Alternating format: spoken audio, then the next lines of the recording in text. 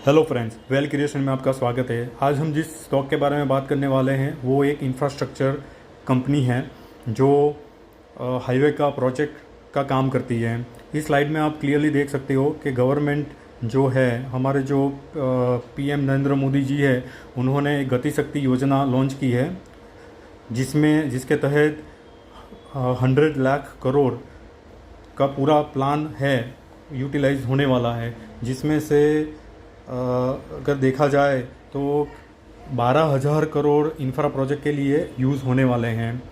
तो जो भी इंफ्रास्ट्रक्चर बनाने वाली जो भी कंपनी होगी वो सभी कंपनी को इसका एडवांटेज मिलेगा। हमारी गवर्नमेंट जो है वो बहुत ही एग्रेसिव है हाईवे प्रोजेक्ट को लेके। तो मेरा जो ये स्टॉक है वो भी एक हाईवे बनाने वाला ही है। अगर हम इस स्लाइड में देखें तो गवर्नमेंट बहुत ही एग्रेसिव है और गवर्नमेंट के जो प्लान है वो 2024-2025 तक पूरा हाईवे का जो नेटवर्क है वो 2 लाख किलोमीटर करने का प्लान करके बैठी है।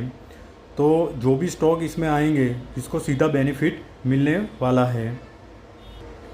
तो ये जो कंपनी है उसका नाम है जीआर इंफ्रा प्रोजेक्ट, और वो जो है वो 15 अलग अलग स्टेट में, इंडिया के 15 अलग अलग स्टेट में हाईवे प्रोजेक्ट का काम करती है। ये कंपनी एक मिड कैप कैटेगरी से आती है जिसका मार्केट कैप है कंपनी का 19,000 करोड़। ठीक है, ये जो कंपनी है उसका अगर हम पीई देखें तो 20 का है। अगर इंडस्ट्री का पीई के सामने देखें तो अभी भी कंपनी का पीई बहुत ही कम प्राइस में हमको मिल रहा है। कंपनी बहुत ही ग्रोथ वाली कंपनी है, मतलब कि अगर उनका CAGR भी अगर हम देखें कंपनी का तो क्लियरली हमको यहाँ पे दिख रहा है कि कंपनी का जो ग्रोथ है वो लास्ट 5 साल के अंदर 57.27% के साथ एनुअल ग्रोथ कर रही है। और कंपनी के रिटर्न ऑन इक्विटी भी बहुत ही अच्छी है, 30.74% है। मतलब कंपनी ग्रोथ कर रही है रेवेन्यू में भी और उसके प्रॉफिट में भी। जो हम आगे नेट प्रॉफिट एंड लॉस का जो स्टेटमेंट है वो देखेंगे तो उसमें क्लियरली हमको पता चलेगा कि कंपनी ऐसा जब 2014 से 2021 तक कंपनी का रेवेन्यू कितना था और कितना हो गया, और प्रॉफिट कितना था और कितना हो गया। तो कंपनी का प्रॉफिट एंड लॉस स्टेटमेंट अगर हम देखें तो 2014 में कंपनी का जो सेल्स जो हो रहा था वो 3 डिजिट के अंदर हो रहा था। 916 करोड़ में कंपनी सेल्स कर रही थी, और कंपनी का जो नेट प्रॉफिट हो रहा था वो भी 2 डिजिट में था। अगर आप देखोगे तो कंपनी का प्रॉफिट उस समय पे 35 करोड़ था। तो धीरे धीरे आप आगे जाओगे तो कंपनी का सेल्स वो बढ़ने लगा, 1,000 करोड़ हो गया 2015 में, फिर 2,000 करोड़ हो गया, 3,000 करोड़, और धीरे धीरे करके ये बढ़ ही रहा है और प्रॉफिट भी उसके साथ बढ़ रहा है। आप क्लियरली इसमें देख रहे हो।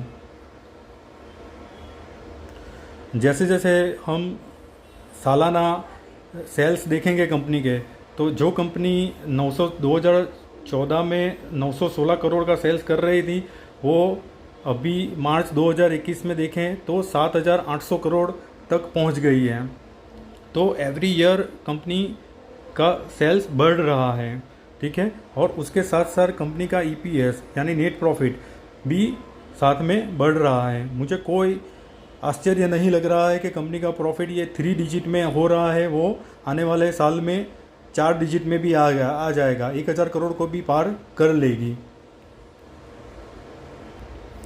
कंपनी की सबसे अच्छी बात जो मुझे लगी है अभी क्या शेयर होल्डिंग पैटर्न कंपनी में हो रही है वो हम क्लियरली यहाँ पे देख सकते हैं। प्रोमोटर्स के पास अगर जून क्वार्टर में देखें तो 86.54 की होल्डिंग है जो उन्होंने सेम रखी है, वो डिक्रीज़ नहीं की है या बढ़ाई भी नहीं है।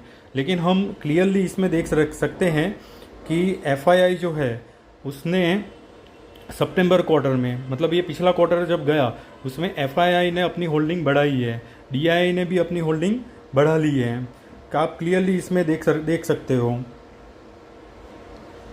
तो कंपनी का शेयर होल्डिंग पैटर्न जो हम देखें तो शेयर होल्डिंग पैटर्न में मुझे क्लियरली दिख रहा है, जस्ट वेट अ मिनट। अगर जैसे मैंने बताया कंपनी के शेयर होल्डिंग पैटर्न में हम देखने जाए तो प्रमोटर के पास सबसे ज़्यादा होल्डिंग है। और दूसरे नंबर पे आते हैं FII और DII। तो यहाँ पे जो देखने वाली बात जो है वो FII DII ने अपने स्टेक सितंबर में इंक्रीज़ किया है, और वो इंक्रीज़ किया है पूरा का पूरा माल पब्लिक के पास से ले लिया है। आप क्लियरली देख रहे हो कि पब्लिक के पास से पूरा का पूरा माल लिया गया है। और अब पब्लिक के पास कितना बचा हुआ है, 13.46% से 3.5% ही रह गया है। तो कंपनी का फंडामेंटल आप इसी से लगा सकते हो कि FII DII ने पिछले क्वार्टर में बहुत ही अपना स्टेक इंक्रीज़ किया है और पब्लिक के पास से पूरा माल ले लिया है। तो ये बहुत ही अच्छी बात होती है कि स्ट्रॉन्ग हैंड के पास पूरे शेयर पड़े हुए हैं। तो हमने कंपनी के फंडामेंटल देख लिए हैं। अभी चार्ट पैटर्न कैसा बन रहा है उसके बारे में मैं थोड़ा बात करने वाला हूँ।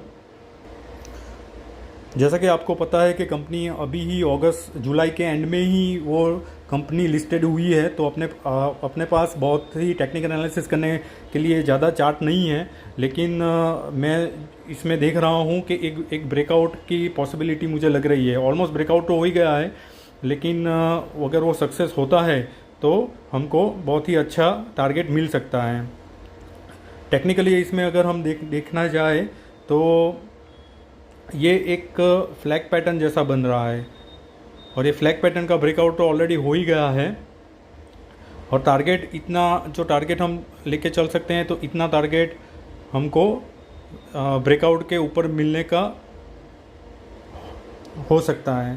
तो इस कंपनी का मुझे टारगेट भी दिख रहा है 2400-2500 रुपीज़ विथ इन 1 मंथ, ठीक है। और ज़्यादा तो चार्ट नहीं है हमारे पास, तो हम इसके बारे में ज़्यादा एनालिसिस नहीं कर सकते हैं चार्ट पैटर्न के बारे में। लेकिन हम इतना ज़रूर कह सकते हैं कि ऊपर का जो लेवल है वो 2050 का है। अगर वो 2050 के ऊपर बंद होता है तो कंपनी बहुत ही जल्दी 2400 रुपये का लेवल हमको दे सकती है। होप आपको ये वीडियो मेरा अच्छा लगा होगा, मेरी एनालिसिस अच्छी लगी होगी। Please like and share to your near one and dear one. Thank you for watching this video.